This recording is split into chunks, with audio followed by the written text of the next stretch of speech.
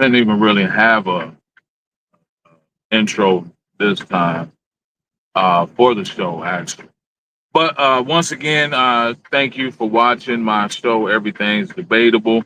Um, the situation is kind of different today. I'm not stationary. I'm actually in the sleeper of my truck. So we may see some movement from the camera, um, and some sound, as we bump and dump down the road.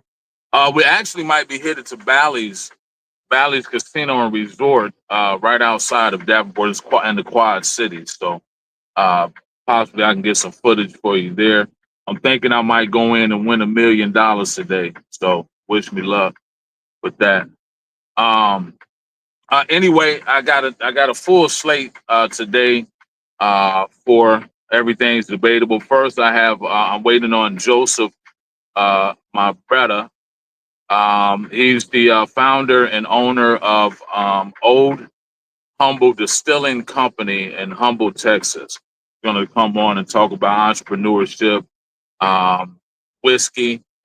He makes whiskey, so he'll be here to talk about that hopefully shortly. Then I'm going to get into some topics myself as I wait for my next guest. Some of the topics I'll be talking about today, I wanted to talk about Trump's win at the Supreme Court.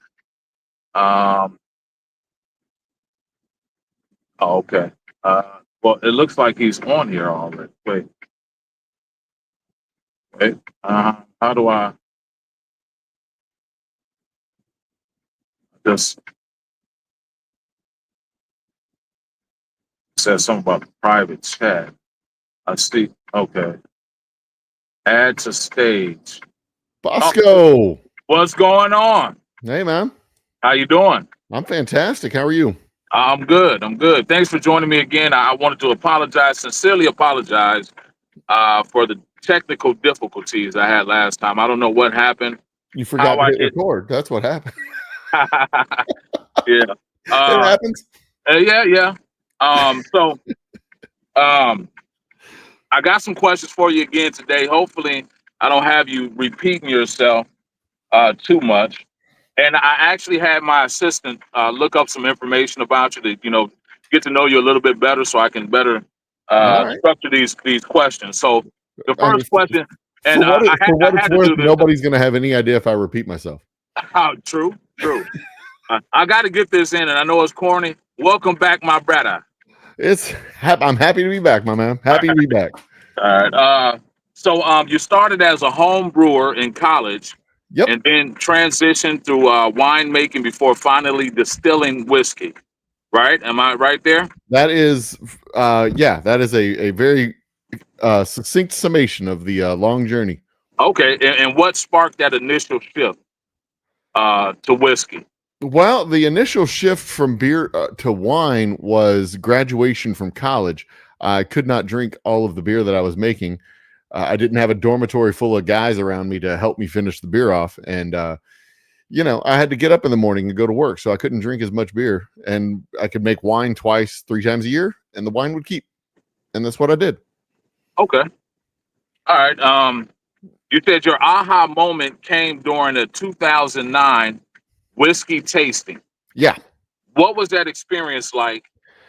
And what specific flavors or insights grabbed you at that time? Well, here's the thing. I had been introduced to Scotch years prior to that, and every bottle of Scotch, this is what I liked about Scotch. Every bottle of Scotch I had was a little bit different. Same way with wines. Every bottle of wine I had was a little bit different, a little bit unique, a little bit interesting. Every bottle of Scotch I had was a little bit different, a little bit unique, a little bit interesting. Bottles of bourbon that I had were all just kind of generic and dull, and they all kind of tasted the same. And what I learned was with the Scotch, they all came from different aging regions in Scotland. Scotland has 4 or 5 different aging regions, styles of Scotch, flavors. They all come from the same grains, malted barley. They all come from the same grains, but they all have a different barreling process. Some of them use finishing barrels with different flavors, but they all have a different kind of a different climate zone. For a place as small as Scotland to have different climate zones and different aging styles is pretty remarkable. Right. But when it came to bourbon, all the bourbons come from most Kentucky bourbons come from the same like 60-mile radius. They're all the same geographic zone. It's all the same climate. It's all the same temperature. It's all the same, mostly the same recipe, all the same barrels. They're all mostly the same. The biggest differences come from time in the barrel and location in the rick house, and they all kind of taste the same. So you grab a bottle of bourbon in January, you grab a bottle of bourbon in July, you grab a bottle of bourbon in October, and you're kind of grabbing the same. They're like Kleenex. It's just this generic style of bourbon that tastes like bourbon, and they all kind of taste vaguely the same. There's nothing remarkable about it. You're not going to drink one and go, this is way peatier than the other one that I had, like you do with scotches. But I went to this bourbon tasting, and this bourbon tasting was different. This bourbon tasting had 5 different bourbons from 4 different regions of the United States, and they all tasted remarkably different. You had one from Texas, one was from Texas, one was from New York, one was from Kentucky, and the other one was from Colorado. Those were the 4 different regions, and there was a 5th one also from Kentucky, and they were 4 drastically different styles of flavor expressions of the same thing, and that turned me on to bourbon. Like, I can do this. We can do this here in the United States. We can do interesting bourbons in the United States and not just have to drink scotch to get our interesting whiskey flavors. And then like 3 years later, they changed the laws in the state of Texas to allow for small distilleries to open and operate. And I was down. I was ready to do it. I mean, I was done exploring micro distilleries from around the country and ready to open a micro distillery in Texas. Nice. Was it a change in it? Because usually they're in Texas. What do they vote there? The Republican or? Yeah, we are a deep red state. No matter how hard the people try, we are a deep red state. Right. So I wonder what influenced the change. Was it just the industry groups were pushing to make it a little bit more? Wineries were pushing to be able to produce on-site. Wineries and breweries and distilleries. It was a big industry push to make it so that distilleries could sell on-site the same way that wineries and breweries could sell on-site. Okay. That was the change. So it wasn't a situation.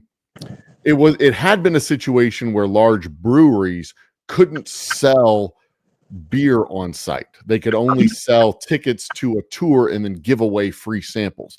But then the push to change the law was to change it so that they could sell glasses of wine and glasses of beer on site, and that benefited distillers too, because then we could sell glasses of whiskey and cocktails and shots and everything else on site.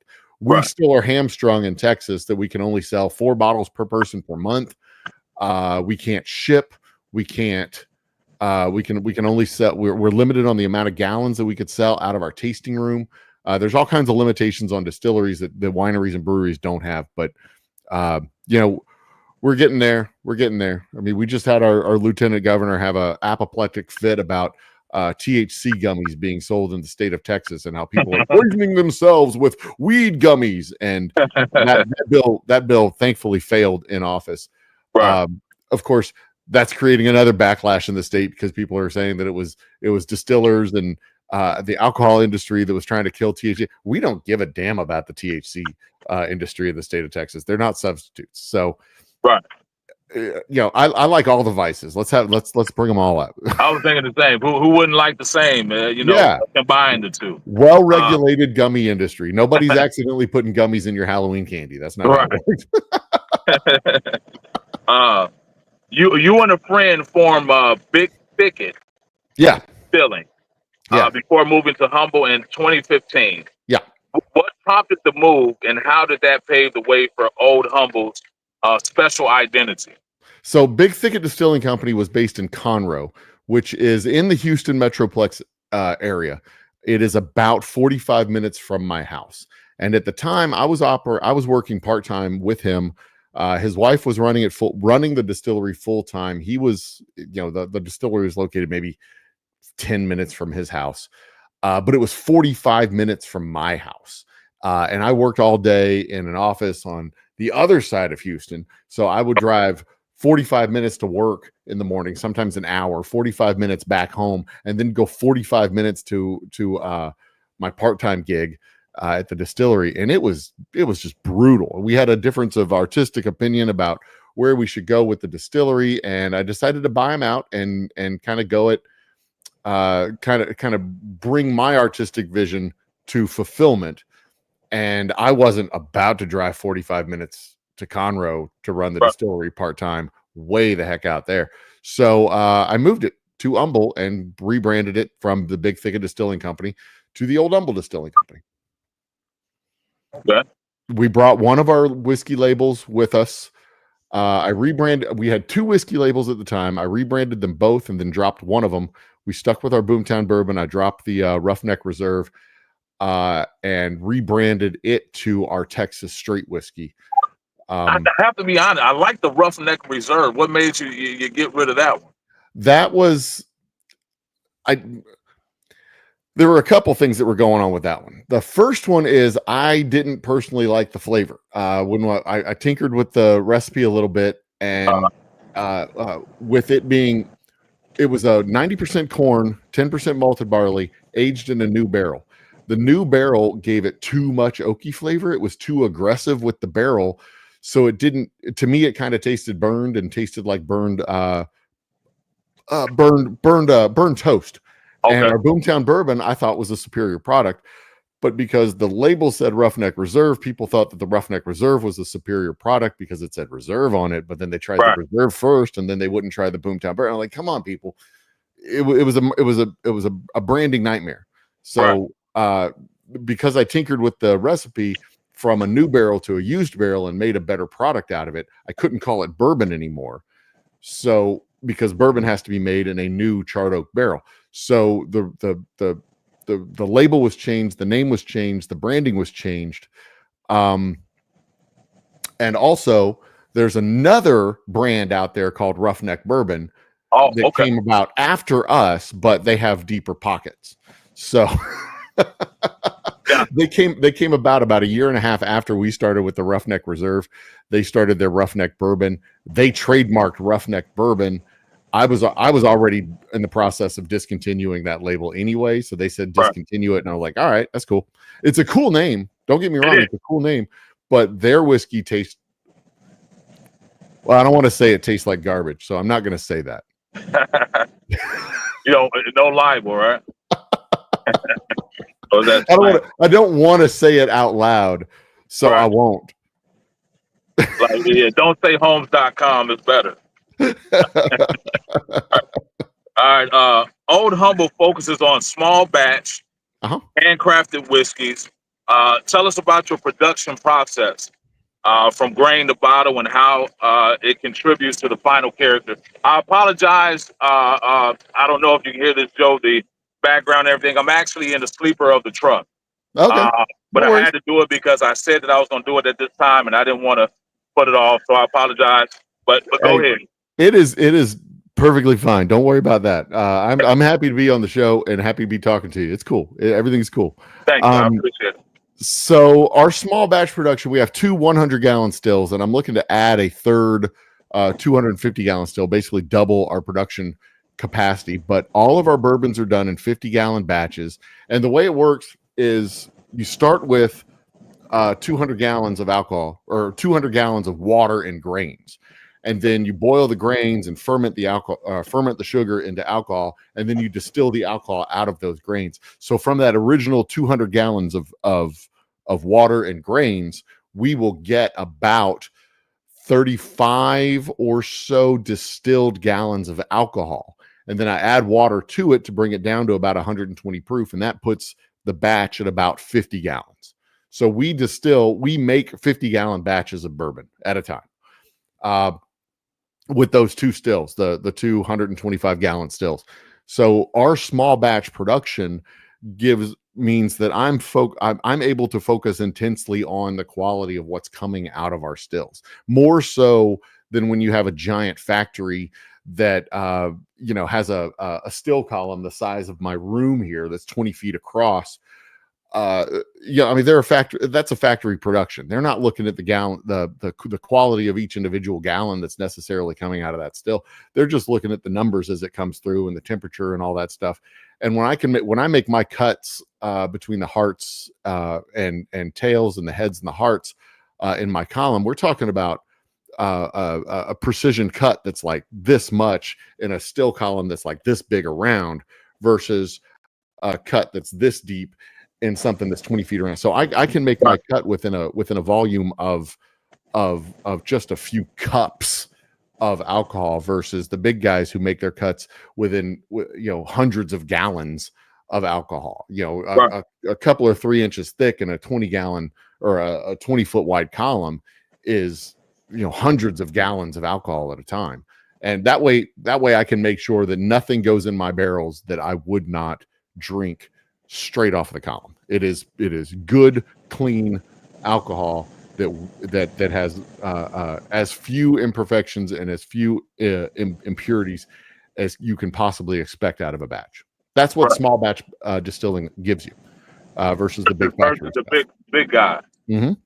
And plus, factory bourbon by necessity, when you're making thousands and thousands and thousands of gallons a day, by necessity, you have to make a product that is as inoffensive to people's flavor palette as you possibly can. You can't be going and making whiskey that caters to 1 or 2% of the population. You've got to make whiskey that caters to 75% of the population. You've got to make something it's like when a food service company is shipping gumbo all over the country. They're not making gumbo for people in South Louisiana when they're shipping it to Ohio. They're making gumbo for people in Ohio, and the people in South Louisiana have to fix it. You know what I mean? Like they've got to put the flavor in there. So when you're making millions of gallons of alcohol a year, you've got to make alcohol. You've got to make a product that's as generally widely acceptable, and as a result, you're not taking risks. You're going with generic. You're going with lowest common denominator, the most broadly acceptable. On the other hand, I can focus in on the individual flavor characteristics that I want to go for. I can do a 200 bottle run. I can do a 400 gallon run of labels if I want to. I don't think Jim Beam can make 400 gallons at a time if they tried. Right. I'm not losing you, am I? No, I'm right here. I was done. Okay, all right. Your Boomtown bourbon is aged in 5-gallon barrels for extra depth. Yep. What led you to select that method, and how does it shape the bourbon's flavor? I usually have a 5-gallon barrel off here to my left that I could lift up and show to you, but I think I've taken it back to the distillery as a display. What the 5-gallon barrel does is it reduces the amount of time that it takes to get a fully mature bourbon, because the surface area to volume ratio is lower. The smaller you go with a vessel, the more surface area you have per volume of alcohol. But if you double the size of a vessel, your surface area goes up by 4, because 2 squared is 4, but 2 cubed is 8. Your volume goes up by 8. Your surface area goes up by 4. So volume is cubed, surface area is squared. The larger you make the vessel, the faster the volume goes up, and the slower the surface area goes up. So if you shrink the vessel down, more of what's inside the vessel touches the surface inside the vessel, and that makes, for whiskey's purposes, that makes it mature faster. That gives it more flavor from the barrel faster. It's not a shortcut, because it's still going to take the amount of time that's going to take for that amount of liquid to collect the flavor compounds out of the barrel. But it just reduces the amount of time that it would take in a 50-gallon barrel. And for our purposes, what I needed to do is I needed to get this stuff out of the still and into bottles as quickly as I could, but not sacrifice taste and flavor. Right. And for our purposes, the balance was 5 gallons. A 15-gallon barrel would have taken closer to 3 years. So the 5-gallon barrel was a nice balance for me to be able to get the product and the quality that I was looking for without having to pay 3 years worth of rent on every barrel. Right. Now, I just wanted to ask a quick question because I don't know much about this. When you say the surface, collecting flavors from the surface area, mm-hmm. What does that mean? So the inside of a barrel is charred. And the charring of the inside of a barrel activates caramels. It caramelizes the sugars that are in the wood. It frees up proteins and it begins the digestive process, basically, of what that wood would be doing. And then when you pour alcohol inside the barrel, the alcohol goes in and dissolves those freed up compounds and gets it from the wood into the alcohol. So wow, alcohol, right, coming off the still, I think I might have, do I? Yeah, coming off the still, alcohol looks like that. Every alcohol, this is vodka, this is gin, this is tequila, this is whiskey, this is, I mean, you name it. This is what alcohol looks like coming off the still. Looks, right. And in fact, that's probably 100 and that's a pretty this is a pretty high proof alcohol right here. I'm working an experiment on some gin here in my office. Okay. But that's what alcohol looks like, and every 100% of the color that you get in whiskey and about 60% of the flavor you get in whiskey comes from the inside of the barrel. Yeah, I did not know that. Yeah. So over the course of in my case, a year, and the larger barrels over the course of 5 years, over the course of the aging process, whiskey goes from this to this. Got it. All right. It says a legendary Boomtown bourbon sold out within 72 hours of its January 2023 release. How did you feel at that time, and did you anticipate that level of demand? I did not anticipate that level of demand when we released it that first day. I did not expect it. That was a big deal. I was very excited about that. And you know, it meant we had to get back to work. We had another the next release was going to be 2 months away, because so you can imagine putting out inventory expecting it to last 8 weeks, and then boom, sitting there for 8 weeks with nothing. Right. We sold vodka in the intervening weeks. Well, what do you think happened with that? Was it marketing? Was it the environment in which you were selling it, or yes, what helped? It was a little bit of everything. It was the right product at the right time, and people were excited about it. It was a brand new thing coming to the city of Humble. We had just come from Conroe to Humble. It was this was back in 2016, I think, when I released it in Humble. We had a little opening day party, and we just, it was a bunch of people who were super duper excited about having this cool new thing in Humble. Wanted to support local. There's a little bit of that too, yeah. It was a different time before the pandemic. People went out and did stuff. Your special reserve won gold in 2020. London Spirits competition and straight whiskey won silver. I think I'm getting that right. That is correct. What does such a global recognition mean for you and your team? In any other year, that would have been it was a big deal. It was super duper exciting for us to receive that information, to receive the notification that we won the gold, won the silver medal. In any other year, it would have led to imports into London, imports into England. It would have been a big boost to exports going from here to there. But that happened to be 2020. So as we got word early in the year that we won gold, let me take a step back. as we got word that judging was about to start in the London International Spirits Competition, everything in England was shutting down at the same time because Right. this was early. The results were supposed to come in late February.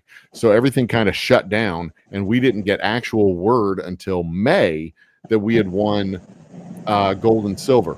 And we were the highest rated Texas whiskeys and the highest rated Texas whiskeys and the second highest rated American whiskey, the highest rated American Delaware, I think that year. But we were higher than some of the factory whiskey. We were higher That's than a all huge the factory whiskeys. And there were 3 other Texas whiskeys that were in that competition. And we outranked all 3 of them. So it was a big deal. It was a really big deal. And any other year, we would have been lining up exporters from or importers in England to pick up our whiskey and bring it there and get into some bars and restaurants. But that year, it just so happened all the bars and restaurants were closed for the next 9 months. So it was really cool recognition, but because of the circumstance of 2020, it really kind of didn't go anywhere. How did you survive, during the pandemic? Did you kind of stubbornness? We were locked out of stores for about 9 months here in Texas. It was late in the year when we were allowed to finally get back in stores and do our tastings. And then it was just a process of getting back on it and getting out there and getting to the stores and making product move. We didn't have our tasting room open. We couldn't have people come into the tasting room. So our entire business plan kind of had to change. I had just taken the distillery full time, and we were going to start going into bars and restaurants when all the bars and restaurants shut down. And then their business models changed. My business model had to change. I couldn't start doing bars and restaurants for until late 2021, early 2022. And then I didn't have the manpower or the resources to focus on it because I started the build out of my tasting room in 2022. Finished the build out of my tasting room in let's see here. Late 2022, like October, I started the build out. And then it was March of 2023 when I opened the doors to the public because we had a bathroom finally. I was doing all the work myself. So it was all these 2 hands building stuff. So we got the bathroom opened up, and we opened up for a special release.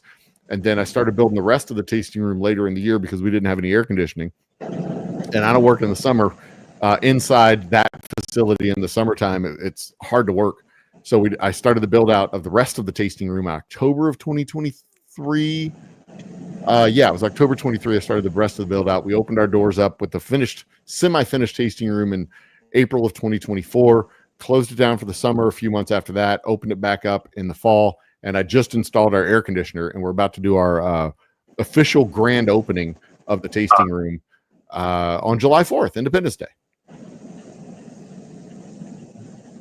So it's been a slow recovery from the pandemic, is what I'm saying. Right. Do you have something planned for this Independence Day? So we're re-releasing our Black Cat Ridge Cask Strength whiskey, which is 120 proof straight rye whiskey. We're re-releasing that. It was a limited edition release last spring, and we're doing a second limited edition release this summer. I have a scavenger hunt promotion that we're launching on Independence Day. You can go to the various bars in Humble, find our bourbon, get a cocktail, have your a little passport stamped or signed off on by the bartender, and then you come back to the tasting room after you've gotten all the locations, and you get a challenge coin showing that you completed the challenge. We are launching out a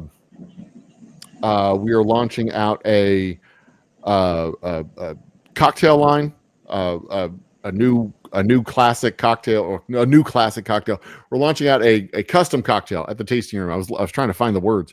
I'm good at whiskey, not so much good at English sometimes. I'm the same way with words. Don't worry about it. Words are hard. I'm always looking for something. Word. I have to ask my wife. Word. Yeah. But yeah, it's a custom cocktail that we're releasing. Another old fashioned that we're doing another twist on our old fashioned, doing a maple cinnamon old fashioned, which is a combination of our maple cinnamon sour and a traditional old fashioned recipe. And then, yeah, we're just officially being open to the public for the first time. For the first time in the tasting room with our air conditioner and everything, giving the full tasting room experience to folks. Nice. Um, you describe Old Humble as a labor of love, right? Yes. Involving your entire family. How does that family dynamic shape your daily operations and the company culture? Well, um, it's so I'm married to my lovely wife. She's a teacher. She takes care of everything on the home front so that I can definitely not have to worry about things when I go out and travel. When I need all hands on deck, I've had my 8-year-old when my youngest kid was 8. I've had him walking on the tables, putting corks in bottles because he was little enough he could walk up on the tables without disturbing the things. My older son has gone in there and helped me with the bottles and with bottling and with all the processes. They all helped me build out the tasting room, putting up walls. And when we need stuff done, I could just we put everyone in the van, we go do stuff. They're both of my sons, or all three of my sons, are younger than 21, so they can't officially drink the whiskey, but their dad's a whiskey guy, and they when it is appropriate, they'll talk to people about it. They'll go, hey, my dad can help you out with this. You may want to go visit the Old Humble Distilling Company.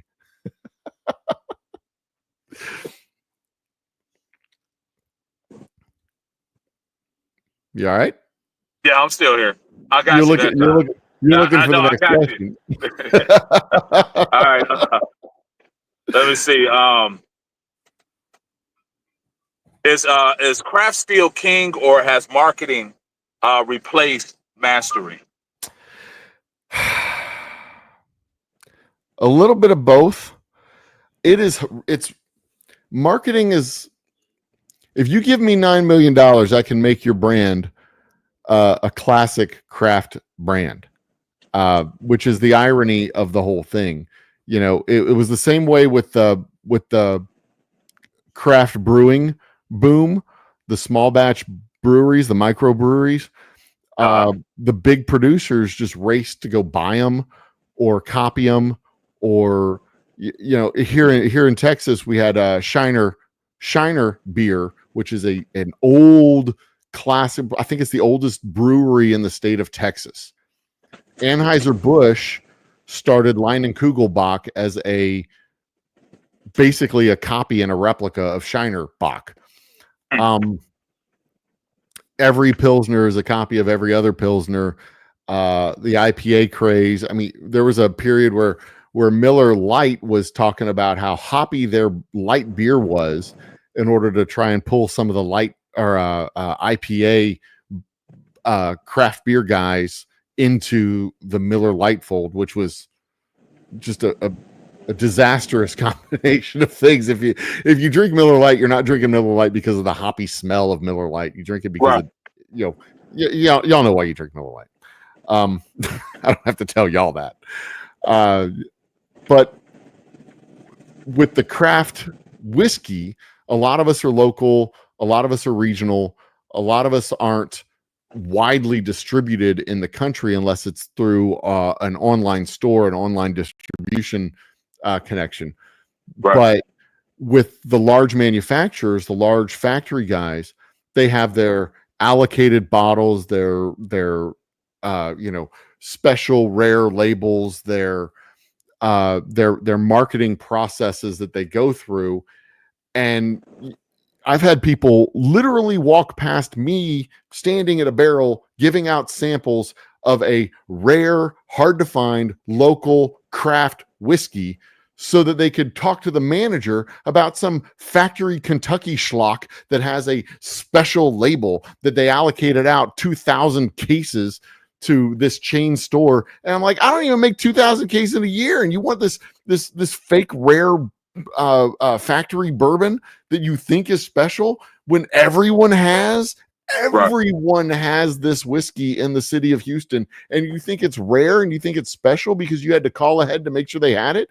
Go 2 doors down and they've got it. Go 2 doors down past that, they've got it. Go 2 doors down, they've got it. They just have it behind the counter because they want you to think it's rare. It's rare, right? But meanwhile, you go down the aisle of whiskey at a major liquor store, and you pass bottle after bottle after bottle after bottle of rare, hard to find, local, truly special, truly craft whiskey. So the challenge for us is breaking through the big marketing empire. And you know, you can see it. You just scroll through YouTube for all the whiskey tube channels, and they're looking for this factory whiskey and how it's different from this factory whiskey and how it's different from this factory whiskey. And the reality is they're all made like 9 miles from each other. They're not that different from each other. They kind of taste like Kentucky whiskey out of a factory where they produce, you know, a zillion gallons of whiskey every year, versus something that comes from the mountains in Colorado, where it's a different climate and a different aging zone and a different mash bill and a different style of production, a different different water chemistry. Like, all this stuff is different, but they think it's special because, oh, this label's green, so this factory label is different than the other factory label that they make because it's green. Because it's green, right? The label doesn't change the flavor of the whiskey. It's the same. I don't care how long they age it. Jack Daniels is going to taste like Jack Daniels. It's going to taste like Jack Daniels 7 years, or it's going to taste like Jack Daniels 15 years. And that's not saying it's good or bad. If you like it, you like it. But, you know, it tastes like Jack Daniels. Yeah. Right. I mean, you take a Ford Taurus and you swap out the engine, it's still a Ford Taurus. It's just got a different Ford engine in it. Exactly. And again, there's nothing wrong with driving a Ford Taurus. Just, you know, don't confuse it for a Jaguar. Exactly. Do small businesses have a real shot, like yourself? Do you have a real shot in the corporate world? I guess even with what you were just mentioning, I think it's a great place to be, where you can actually kind of handcraft and have this, you know, intimate process, and you, maybe only, like you said, the 200 barrels or bottles, you know what I mean, versus mass. I think that's very unique. You know what I mean? We absolutely have an opportunity to thrive, to grow and thrive within our lane. I'll never be Jim Beam. I'll never be a million case a year company, but I can absolutely do a large enough volume to be to thrive as a company. The small the aspiration isn't to own and run a small distillery.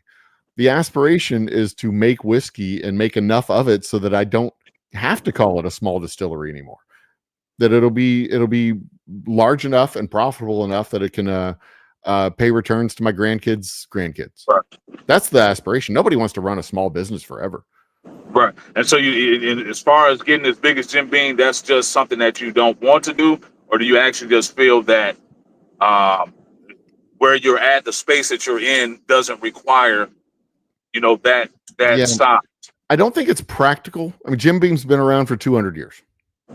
I don't think it's practical to aspire in 50 years to be a company that's been around for 250.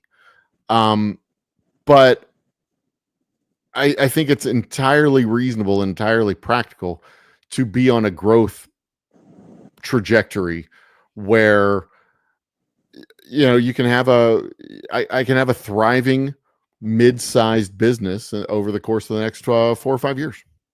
I mean, we've already been around 12 years. I'm looking at our 15th and 20th anniversary parties going out into the future. I'm making plans for that stuff where I'm not expecting to go anywhere. Right. I'm looking forward to retirement at some point and handing over operations to an operations board of some sort. But the other, you know, there's several off ramps for mid-sized companies like mine. I can sell to a larger company that has all the money.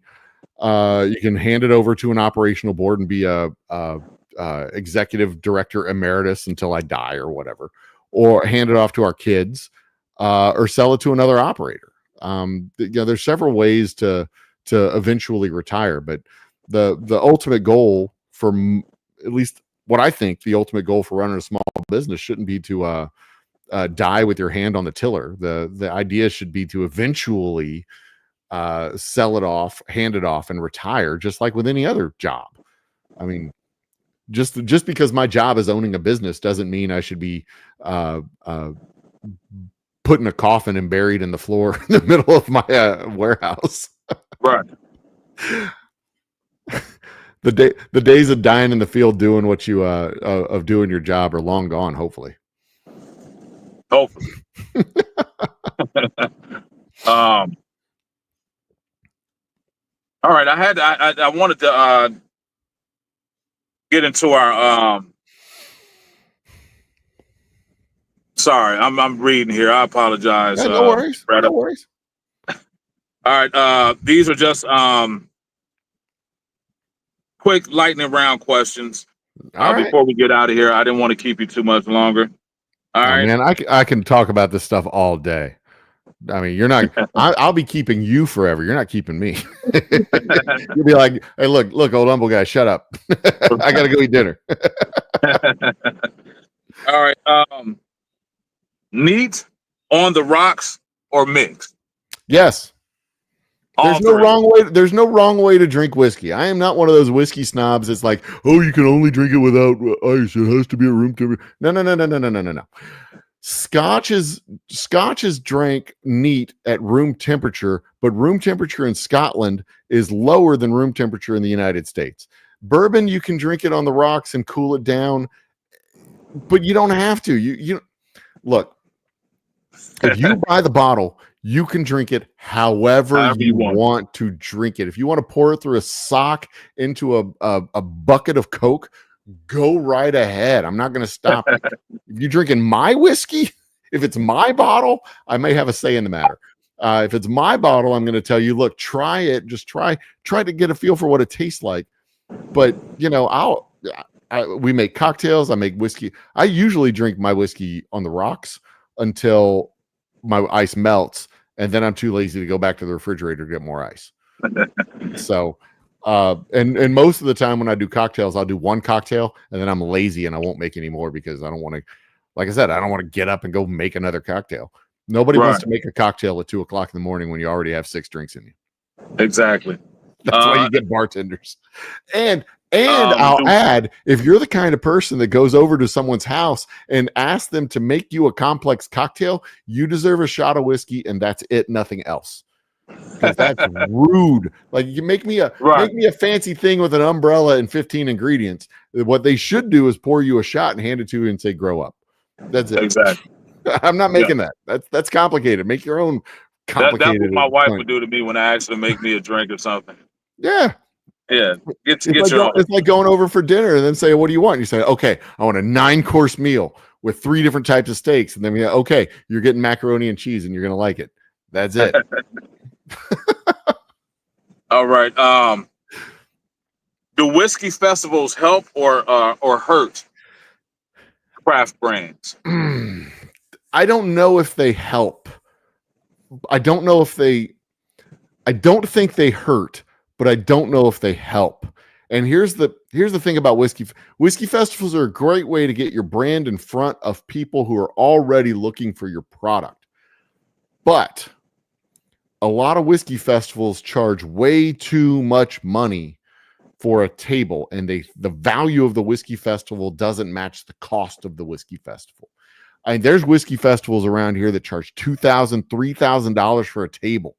$3,000 for a 6-foot table to be in a room with Macallan and Jim Beam and Jack Daniels and Wild Turkey and Evan Williams and all these other huge brands that have like pyrotechnic displays and paragliders coming in and all this nonsense, a live band with strippers and all the things, and a Lamborghini on display or whatever. And I'm like, I've got whiskey. That's what I got whiskey, and I got me, and I got a really cool story. And you come in with that and you get overshadowed by these multi-million-dollar budgets for marketing. I don't think that helps. Right. I don't think it really helps a small brand. I don't think it hurts us because you get into that crowd of people and you get them to try your whiskey, you get them to try it, you can probably sell a few bottles. But yeah. I don't see a cost benefit analysis Makes sense. that's positive for Right. me. But being, if it's just marketing for the brand, if it's just, I pay $2,500 to be in a room full of 1,500 or 2,000 people, that's a pretty low cost per person. But only if I can catch the eyeballs, only if I can get the attention of the people, only if I can, get the samples inside of them. And over the years that I've done this, I haven't seen a lot of reciprocation from people at those events coming in I haven't seen a lot of bottles coming off shelves. I haven't seen a lot of people coming into the tasting room. I haven't seen a lot of result from going to these festivals. Now, what is extremely beneficial is something like a farmer's market, something like neighborhood sip and sells, where the downtown, small town downtown like Huntsville or Humble or the Woodlands or whatever, they got a bunch of shop operators that have right. you in there to do cocktails and maybe sell a couple of bottles. Those are usually free. Farmers markets are like $50. Being able to go to a farmer's market and pass out samples and give a flyer to your tasting room and have people come into your tasting room, that makes a huge difference. That's huge impact. Going to places where trade shows for unrelated industries like Right. offshore technology, or we went to a tabletop gaming conference, a Warhammer 4K championship. I sold hell out of cocktails that day. I sold a bunch of cocktails. I sold like a case and a half of bottles for people who were having their after party. They came for the championship and they were doing their team after party after the championship. They bought 2 or 3 bottles for the after party. That was a great afternoon. Those are great events. Sometimes those and more cost even efficient. better. Yeah. So I guess that was it that I have for you today, my brother. I do want to thank you again for coming on. And before we go, just let the people know how they can find you and that stuff there. Well, you can find me at oldhumbledistilling.com. That's our online presence. You can find me there. Oldhumbledistilling.com. You can read our story about how we came out. You can read our boring, lame, traditional story of how my great grandfather came from France and distilling's in our blood and blah blah blah blah. If you make your way through that, where I finally got sick of my real job and started a distillery because I like whiskey and hated my job, blah blah blah. If you get through that story, you can click on the legendary origins of the Old Humble Distilling Company and read the real story, which is so much better. It has wizards. It's great. And if you like that, you can buy the book, The Epic Journey of the Old Humble Guy. It's available on Amazon. Look up Old Humble, Epic Journey of the Old Humble Guy. It's a fantastic. I'll send you the link. It'll be in comments or in the description. I'm sure Bosco will have it down there. No problem. Yeah, I'll put it in there for you. You can find us on all the socials, Blue Sky, Twitter, Threads, Instagram, Facebook. We're the Old Humble Distilling Company. You can even find us on the YouTubes, where I occasionally go out and do a live happy hour where we talk about literally anything. You can see me doing some behind the scenes stuff where I'm bottling up bottles, and hey, we just talk because I work in the distillery. Usually I work alone, so I'll turn on the camera and we'll go live, and I'll just have a conversation with whoever's on the YouTubes at the time. Where else can you find us? I gotta come and check it out sometime. I'd like to see the process and stuff. Yeah, and you can find us in your local liquor store, the original social media app, your local liquor store, your local bar, or just come by and see us in Humble. Anytime you're in the Houston area in Humble, you just come by and visit us. 19103 Continental Parkway, Suite C, the coolest place in Humble because we have an air conditioner. Now. Thanks again. Hottest nightlife in town, but now it's the coolest place in Humble. Right. Thank you again. Hopefully, we can come back another time and talk again. I appreciate you. All Man, right. I'm willing to come back and talk about literally anything. You want Well, to talk that's what about we're going to how? do next time because I didn't want what I wanted to do. I actually wanted to send you some questions prior because today I wanted to talk about Trump's win in court. Oh, good With God. the It's dangerous and injunction. terrifying. Huh? It's dangerous and terrifying. I The think so too. the idea Uh, that you can't have nationwide injunctions right. on rulings that affect the entire nation. I mean, Yeah. this is terrifying. It terrifies me. And I think it sets a very dangerous precedent. For presidents moving forward, administrations moving forward, where they're going to be. I think he's well. Yeah. What Continue your thought. I'm going to, even if I have to go back and edit this, I want to put this in. it Continue your makes thought on it. it worries me that you can't, if you have a presidential decree that affects the entire nation and a judge can't say that it has to be, that it can be suspended for the entire nation. The next step that they want to do is the birthright citizenship, and it's just it's mind-boggling because that's not the country that I grew up in. The country that I grew up in is quickly and frustratingly getting eroded right in front of our eyes. You were born here, you're a citizen here, and that's how it's always been. But it's not. You know what? I'm gonna pour I myself a drink. understand. If we're gonna I talk get about it. this, I'm gonna pour myself a drink. I get it, my brother. Is this the sort of stuff that drives you to drinking, man? Right. And we're here Yeah, for you. because Your local even distilling company is here for you if it drives you to drinking. when he first got into office, I felt that he was trying to push the envelope or whatever. You know what I mean? Yeah, To see throw everything at the wall, see what works. yeah, see what works. Let me just throw everything out there. I'm going to try to change everything, and I just don't think, and like you said, people that could think themselves to be patriots or true Americans, I don't see how they feel that these things are right. Based on the Constitution and the rights that we have, I Yeah. just don't. I don't What see it. I our the national holiday that we have coming up is Independence Day. And one of the reasons why I love Independence Day as a national holiday so very much is because the document that we celebrate on Independence Day is the Declaration of Independence. And in our Declaration of Independence, it sets forth our ideals as a country that we held as a people before we even had a country. Like 13 years before we even had a country governed by the Constitution of the United States in 1776, we're laying out our ideals of a nation, that we hold these truths to be self-evident, Self-evident. that all men are created equal and endowed by their creator with certain unalienable rights.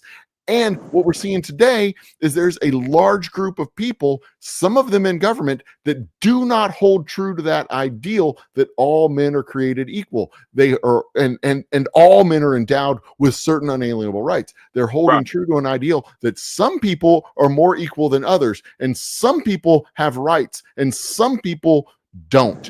And that is not the America that I grew up in. And that frustrates me, and it scares me, quite honestly, because Yeah. once you take away the rights from some people, Then when do you come for the rights of nobody everyone else? has their rights guaranteed. And if you take away the principle that all people are afforded due process, then who then gets due process?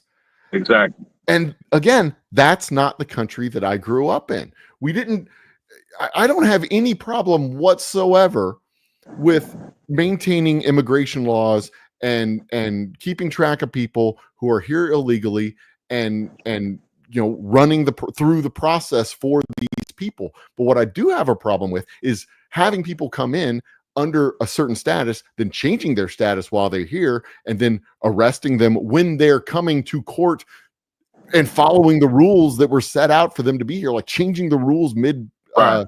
I mean, imagine you're playing a baseball game, and then some guy comes off the sidelines and tackles you because they decided to start playing football after the third inning.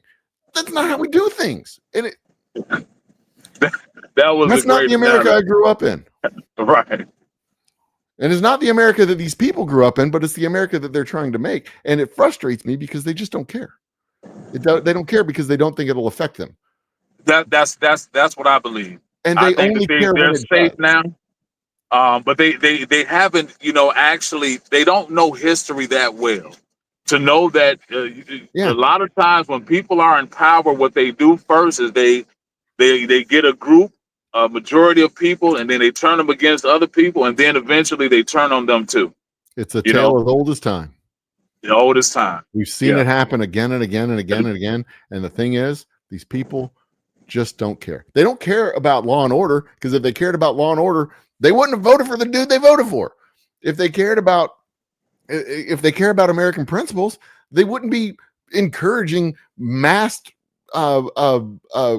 officers without identification just snatching people off the street, because they're not snatching people that look like me off the street. There's a reason for that, because it's not about law and order. This shit will drive you to drinking, man. Well, I'm glad we had that conversation too. Again, I hope that you can come on, because I talk about a lot of stuff too. That was one of the things. But I don't know if you would be interested in some of the other topics. I was going to talk about Cardi B and Offset. You probably don't even know who those people are. I know who Cardi B and Offset is, but I don't know what they're up to. I don't pay attention to the private lives of celebrities. Well, what are they up to? What's going on? For one, what was it? I think that women have a double standard when it comes to men and infidelity. Oh, that shit, if a man is a major breadwinner or he's rich, I don't believe that she is so willing. I think she's more willing to accept what he does. Oh, yeah. The other thing was that I don't think men should get spousal support at all.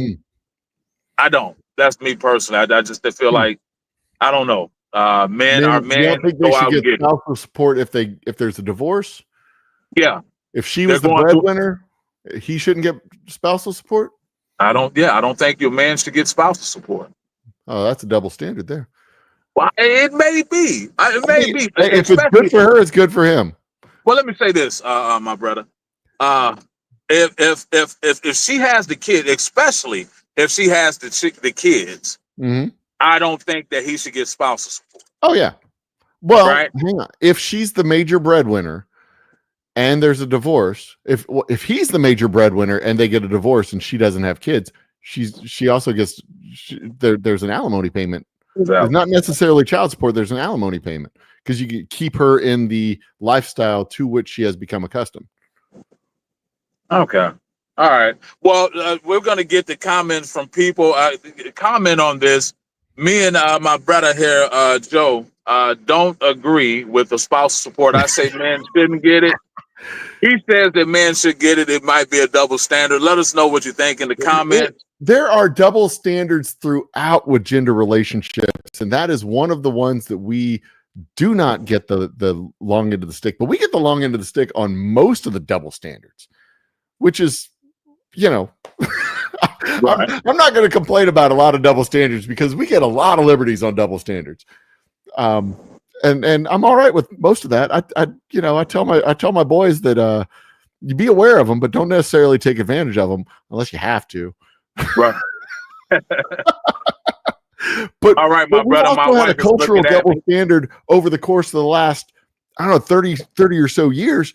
Like, the generation of boys that we're raising right now have been raised in a double standard where they were supposed to be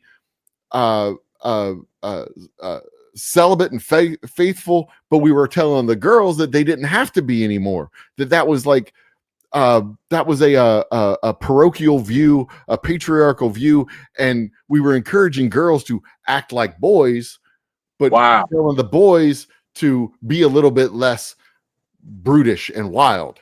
And we kind of, that is interesting. And we're seeing that. Geez, you see the videos where he does something, she slaps him, and it's like, oh, he deserved it. But if he slapped the shit out, like, switch the roles, wow, he's wrong. Right. You don't lay hands on women ever. Yeah. And That Bill was, Burr has a great bit on this, it was who was it? I think he was watching the video with Diddy when he I can't remember which video it was, but he was watching a video with his wife, and she said something along the lines of that was awful, and like his little comedian brain running, he's like, I wonder what she said. right. But we're not allowed to ask that question because you Yeah. don't lay hands on women. But Yeah.